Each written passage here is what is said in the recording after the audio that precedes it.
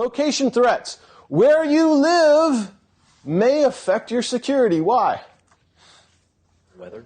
Yeah, big time. What do me and Gabe have to worry about that you all don't?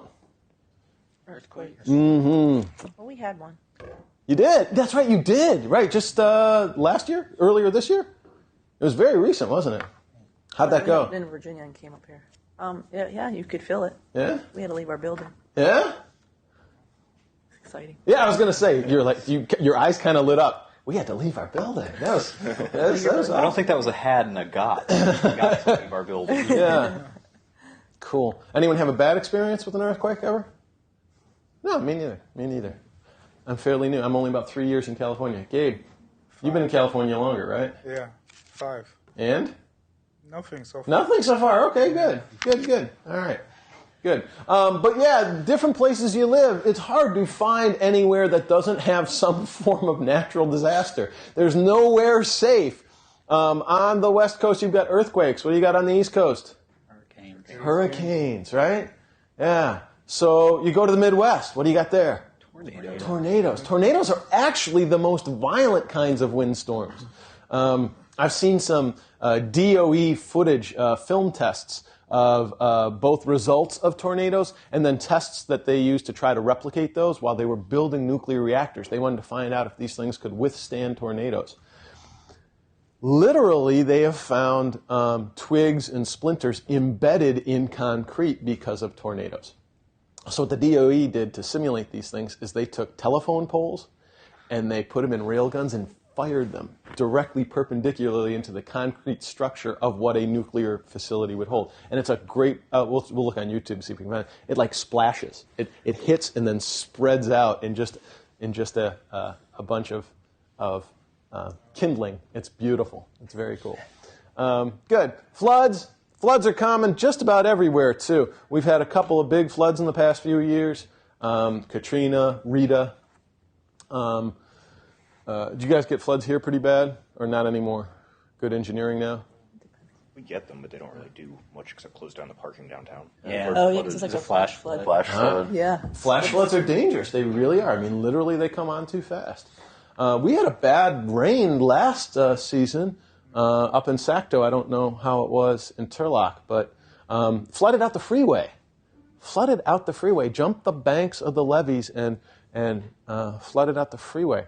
If we had just been listening, Led Zeppelin's been trying to warn us all these years that if it keeps on raining, the levee is going to break. Good. Fire. Fire can cause all sorts of bad damage, can bring down organizations. There's all sorts of stats that say, it's okay, Mike, come on. There's all sorts of stats that say if a company suffers a fire, it's more likely to fail within the next 3 years. These are pretty spooky statistics from a business standpoint. So you need protections from fires.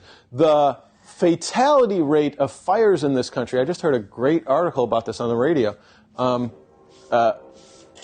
Train wrecks are absolutely lethal. They're terrifying. Anyone see that Denzel Washington movie? Unstoppable. That's the one. Yeah. It's a train loaded with chemicals and stuff. I heard Taking a Pelham 1, 2, 3 was horrible. I like the original Walter Matthau one. That was that was excellent.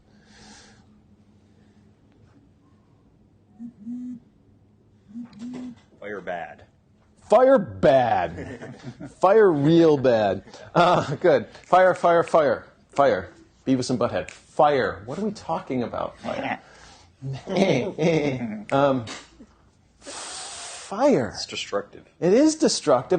Fatalities. Just heard this article on the radio. Fatalities in this country from fire went from something that was like 1,900 a year down to like 9 a year. We have done really, really well at protecting against fire. Anybody know the reason why? Or what kind of developments we've made in the realm of fire protection? Smoke detectors are huge, absolutely huge. The alarms to get people up and out of a building are great. What else? Stopped using halon in data centers. Oh, okay. Yeah, and we're going to get there in a second, too. Good. The firefighting capability is much more intrinsically aware of human life. What else? Our design, our architectural design is a lot better. We build buildings to resist fire a lot better as well.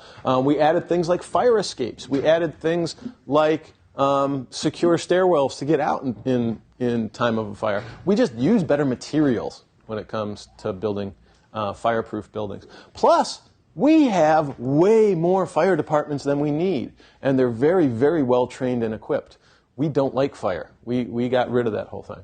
And in the 1970s, there was a lot more arson than there is now. Anybody know why? Insurance fraud? Insurance fraud? Yeah. A lot of property owners were torching their own buildings, especially in metropolitan centers, especially in New York. You hear that from Manhattan firefighters all the time. Why were they doing that? That's some of the most valuable property in the world, right? Why were they doing it? It's all rent controlled. They couldn't make back what they were putting into the buildings because they were being regulated, and it was cheaper to burn them and take the money and run. Yes. Kind of evil, kind of bad, and people did die. So, when we're going to protect our systems, do you use halon? Heck no. Heck no. Good point, Andy. Make sure that in a fire, everyone can get out. Again, no single points of failure. We talk about having the incoming line, your water line, that's encased, buried, or 50 feet from high-risk areas. Does that make sense?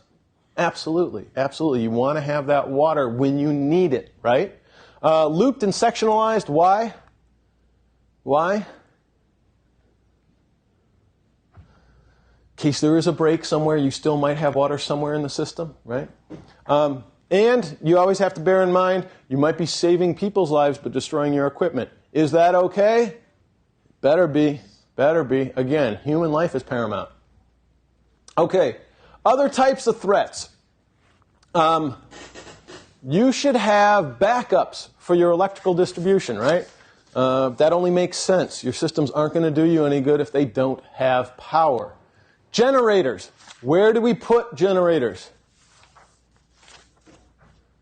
If you put them in the basement, what's the problem? Flooding. What's that? Flooding.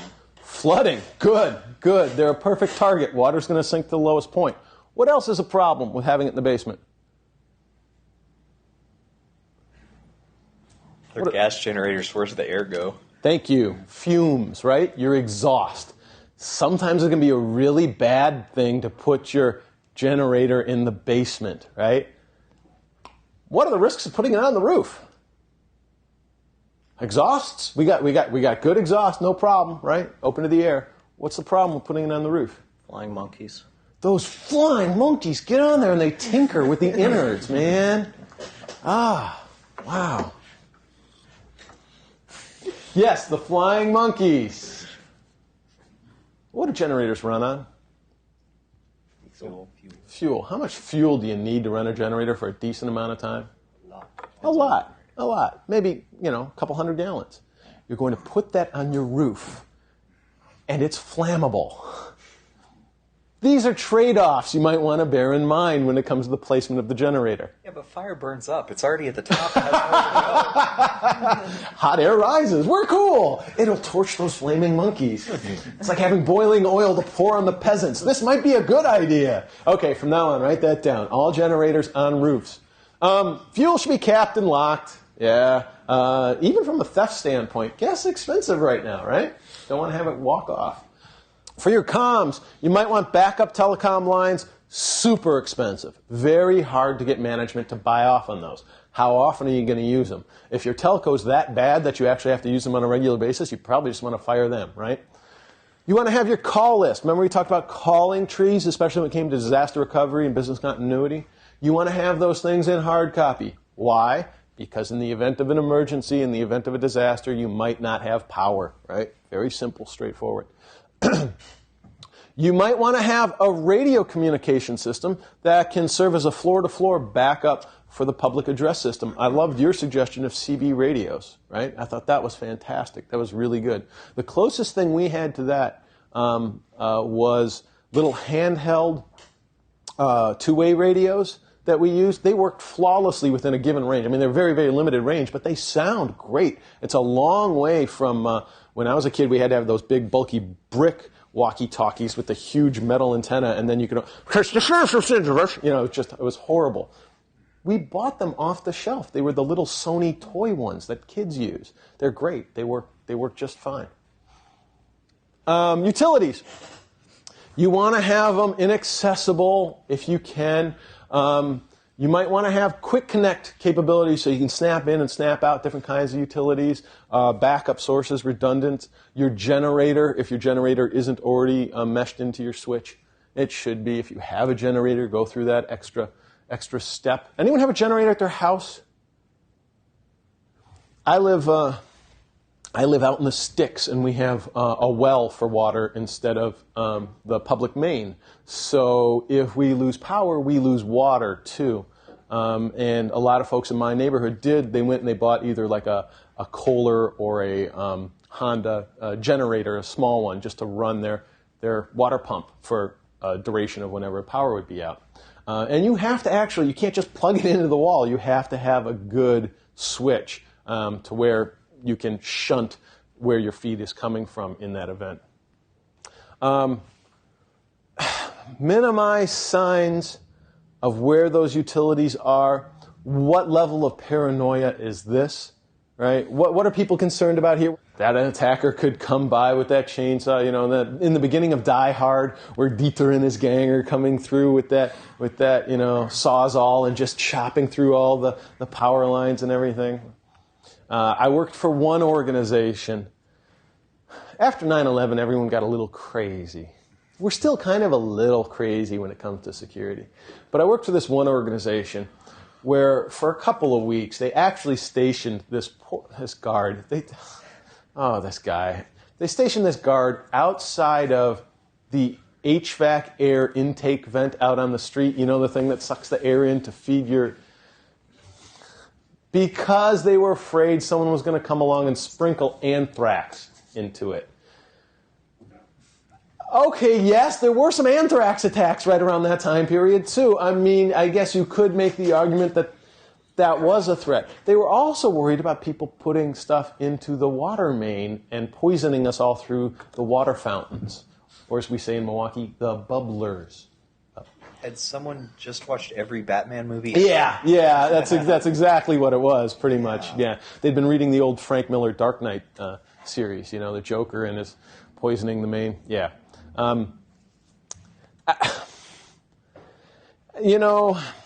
Who has a comet shield on their building?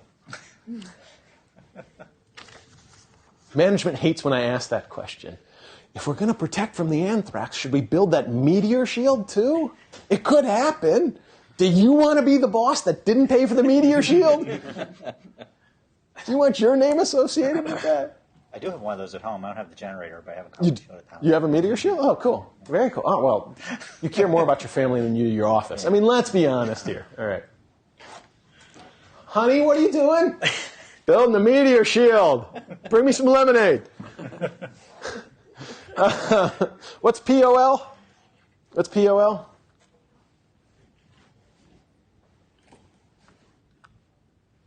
Petroleum, oil, and lubricants, basically the fuel for your generators, anything that you're using for your industrial applications. Keep it away from the structure at least 100, a good 100 feet away and downslope.